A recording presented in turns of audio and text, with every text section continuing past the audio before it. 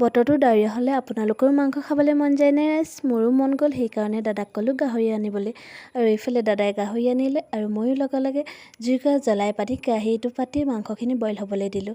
মাংসখিনি বইল হয় মানে এইফালে মই কাটি ল'লোঁ পিঁয়াজ, নহৰু পিচি ল'লোঁ আৰু আদা পাতো পিচি লৈছোঁ। লগতে এইফালে গোটা জিৰা আৰু গোটা ধনিয়া পিচি লৈছোঁ আৰু দুটা বিলাহীও কাটি ল'লোঁ। এয়া আমাৰ মাংসখিনি বইল কৰা হৈ গ'ল আৰু এতিয়া মই প্ৰথমতে ফ্ৰাই কৰি লৈছোঁ আলুখিনি। আলু ফ্ৰাই কৰা তেলতে মই মাংসখিনি অলপ সময় ভালদৰে ফ্ৰাই কৰি লৈছোঁ।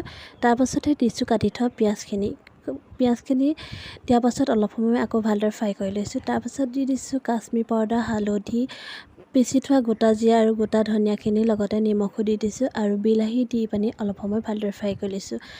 তাৰপাছত আকৌ দি দিছোঁ মই এতিয়া পিচি থোৱা নহৰু আৰু আদা পাতখিনি আৰু এই আলু দিও আকৌ ভালদৰে ফ্ৰাই কৰি লৈছোঁ।